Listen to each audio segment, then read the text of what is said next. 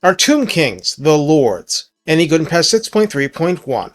This is needed because some things have changed for the special ones, so let's re-establish our baseline forthwith. Rise from the crypts. Stuff needs doing. Also, in game mechanic terms, even the generic Tomb Kings are immortal right off the bat. They cannot be permanently killed by your enemies. This isn't so for heroes, so be keenly aware what's expendable and what's not. On Ultra scale, each generic comes with 4,840 health on foot. Armor is 80, with a mighty shield blocking 55% of small arms fire, a benefit squarely not enjoyed by the legendary lords last I recall. They have 15% missile resistance as standard. Like other base Tomb Kings characters, they have 15% fire weakness, so their bandages burn more easily. You cope. Leadership of 80 is very high, but let's not overcommit to a comparison to Vampire Lords. Speed 31 is not that high, charge speed 41 is a fair bit more nimble. Melee attack begins at 50, attack interval is standard 4 seconds, medium splash target size, so Knights Errant on down, and max targets damaged of 5. This is in the new splash system. Melee defense starts at 60, a very solid number. Weapon strength 450 is hardly weak, but it is split base 290 and armor piercing 160, so unlike the Tomb Prince, this starts as base tilted. It will have difficulty punching through armor. There is no bonus versus large, only charge bonus 20 and mass 800. Before moving on, we need to talk about core mechanics. When reduced to under 50%, a Tomb King delivers the Curse, mummy rules obviously, on every enemy in a 35-meter radius, but this is the style of damage that's basically only effective against units with large entities like Flock of Doom, except a little punchier. You don't rely on this. It's just a benefit. Dragging people down with you is a thing. In addition to being undead, and therefore healable by the limited methods in the faction. Hide in Forest, sure. Causes fear is a constant, but in campaign, or multiplayer if you buy it, My Will Be Done provides plus 5 melee attack and melee defense to friendlies in a 35-meter aura, and this is a big deal in the faction. Also, I tested to make absolutely sure this does not affect the Tomb King generating the aura. 2 fighting side by side would benefit, I imagine. And auras like that don't stack, but they would work on each other. On a skeleton steed, health rises to 5,248 health, armor is still 80. The problem is that we've downgraded the shield to blocking 35% of small arms fire. Better than nothing. Speed 76, charge speed 110, basically every other statistic is 100% identical until you get down to charge bonus 40, mass 1000, which isn't a lot. The mobility is wonderful, and you couldn't brace and do charge reflection regardless, but you do lose that amazing shield. All skeleton chariot mounts were upgraded fairly recently. Here, health rises to 5,836, armor is 80 again. I did not notice this before, but this stat card claims a 35% missile block chance shield, or I didn't notice lately. Speed 74, charge speed 103, but keep in mind this is one chariot. Melee attack begins at the far lower 34, attack interval 4 seconds again, very large splash target size, so basically anything, and max target splashed in pitched melee is 4. Melee defense plunges to 26, and this is the main downside of the choice. Weapon strength 400, which is not small for a chariot, is split base 260 and armor piercing 140 with a bonus versus infantry of 28. Now, 28 is almost as much as your base value of 34. Yes, it increases damage, but it's melee attack where you'll notice it more. Charge bonus is a mighty 80, and mass is 1500. On the Kemrian War Sphinx, lovingly referred to as the War Kitty, we undergo one final and radical change, and since these now have collision attacks as monsters, they function as chariots too, though of course are much larger targets. Also note, CA has seen fit to rein in the turn on a dime propensity somewhat. It was great fun while it lasted, which was literally several years. Anyway, health rises to 9,816, armor becomes 95 with no sign of a shield, missile resistance 15% anyway, speed 68, charge speed 100, Melee attack begins at 38, but that's a lot closer to our original starting point. Attack interval 4 seconds, large splash target size, so trolls on down, and max target splashed is 5 in the new system. That's to say, the way you attack lots and lots of infantry in a short period of time is running through them. Melee defense 38 is pretty good for a monster, and it's way better than the chariot, funnily. Weapon strength is 490, split base 145, and armor piercing 345, so at this point the Tomb King has finally grown up to become an armor piercing menace to civilization. The bonus versus infantry of 15 feels comparatively mild, but with the higher base value, it works out just fine. Charge bonus of 64 is superior to fresh unmodified skeleton chariots, and mass is 5500, so in every sense, the Tomb King is really throwing his weight around in battle at this point. One of you reminded me recently the mount does not have a ranged weapon, so can never benefit from ranged hero items. Kotep can ride a casket, so he can, and that's about it. Solely at this point does the Tomb King cause terror, and solely at this point is he considered a siege attacker, but he'll have to bash gates manually, no wall breaker. I'll try to be brisk with the lines. Blue line has Root Marcher for the old, plus 5% movement range on the campaign map, Iron Disciplinarian plus 3 control at 3 pips, Sand Sweeper plus 30% rating income, Soul Reaper plus 6% casualty replenishment, which can help buff you up in unfavorable climates, Canopic Jar Hoarder, the new 15 jars per turn, and this was very recently changed. At 3 pips is plus 3% post-battle reward, which can stack quite a lot with enough characters doing it. Attend Me is recruit rank plus 1 and local recruitment capacity plus 1, and if you saw my buildings guide, only more basic settlements or a single tier 4 building raise this that way, otherwise it's characters. Or, nowadays, a decree with enough jars, so there's that. This is still available. Lightning Strike is the usual game mechanic of that name at 3 pips, or just delaying reinforcements on the enemy side a bunch regardless. Imperishable reduces attrition rate 35% at 3 pips, which makes you all but immune to the mechanic, depending on how truly awful it is.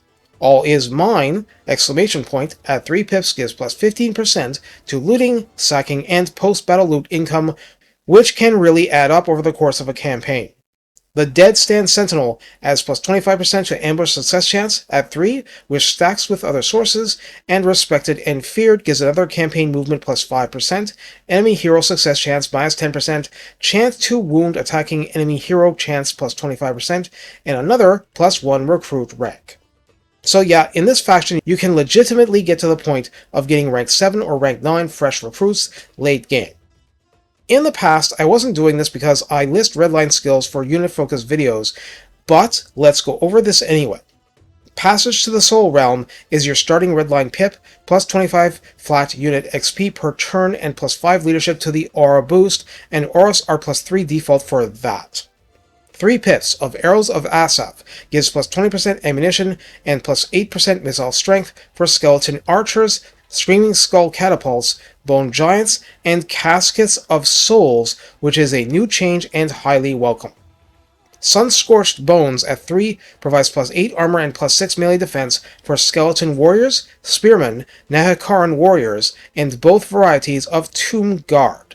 This has been criticized by comments on this channel as too little, and this isn't to argue with you.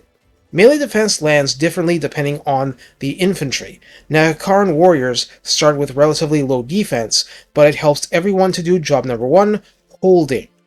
The entire class has lower armor than you'd like, so I treat the armor as a bonus, and yes, I fight Dark Shards too. I know armor has limits. 4 of the 5 have big bad shields though. Elite Cavalryman is mainly for plus 12% speed because your cavalry are not as fast as the competition by default, though generally have much better charge speed, plus 12% to weapon strength, which is felt especially strongly with Necropolis Knights, and missile strength for horse archers makes them hit a bit harder. Also, the speed affects carrion. Okay. Master Charioteers at 3 pips delivers plus 8 melee attack on units that have restrained amounts of it unless able to exploit their bonus versus infantry, and even then, you always want more. Plus 12 flat charge bonus, not percentage, and 8% reload time reduction for archer chariots and the war kitty. The potential impact is thus pretty substantial, though they're great units even without it.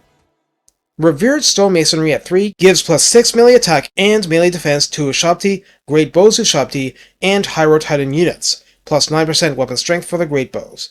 Great Bows are not listed as siege attacker but can break towers and walls with vicious abandon. This is the kind of boost you all wanted for the infantry, I'm sure, but oh well. Stone Sentinels is for what remains, 3 pips for melee attack plus 6, weapon strength plus 8%, and charge bonus plus 8 flat for the Necrosphinx, Sepulchral Stalkers, and Tomb Scorpions. That's a very odd and interesting mix, but it's all offensive, even the Stalkers with Charge Reflection and all that. Reanimate is 14 seconds of plus 16 leadership in a bubble, a rally by any other name, yada yada. I want to go over the rank 9 and above unit buffs because they combine with the previous in different ways.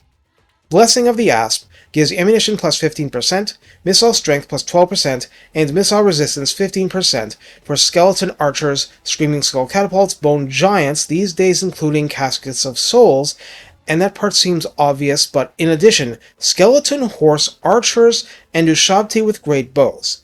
Every last one is a target for enemy ranged fire.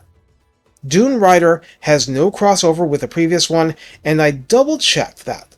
This provides armor plus 10, melee attack plus 5, and physical resistance 10% for skeleton horsemen, and not horse archers, Nehekaran horsemen, sepulchral stalkers, Necropolis knights, skeleton chariots, and skeleton archer chariots.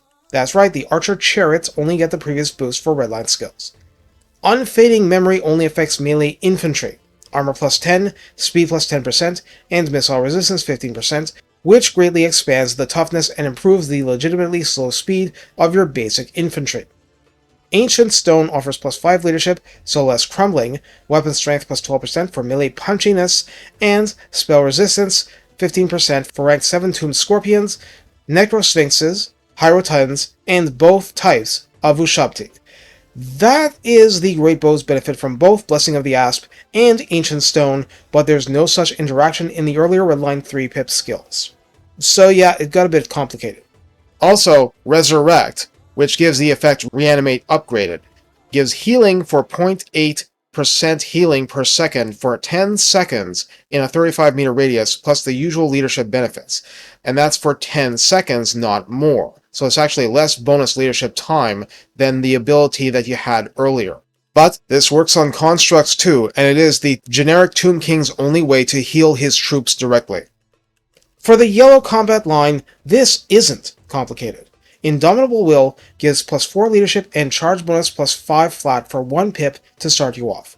Conqueror at 2 pips grants melee attack plus 8 and weapon strength plus 10%, and we started with melee attack 50, so this is good stuff.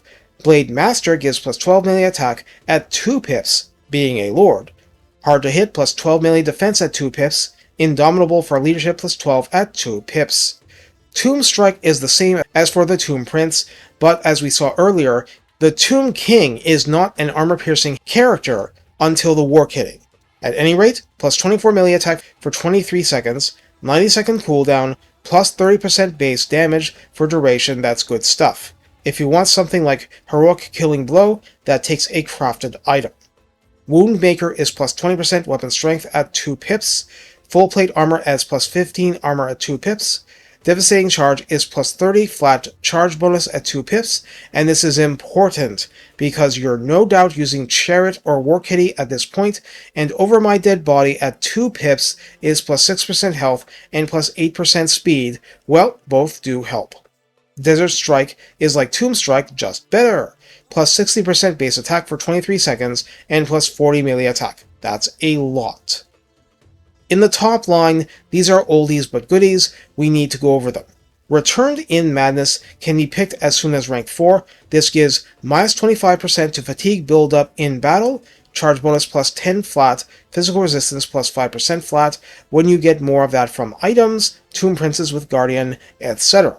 Ancient Tyrant also rank 4 and up, casualties, captured post-battle plus 5%, which helps with more healing or more gold, control minus 4 to local enemy province, and income from sacking plus 15%, combinable with the blue line stuff.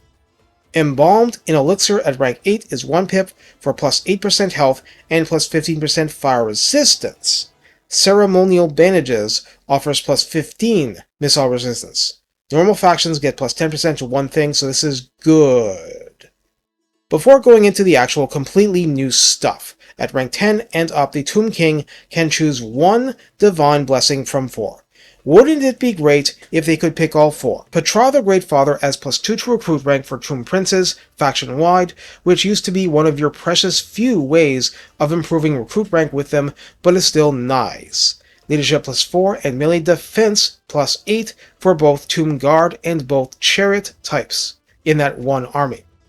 Geheb, the God of Earth, offers attrition minus 25% from all sources, recruit rank plus 2 for Ushabti, and melee attack and defense plus 5 for Ushabti, both varieties.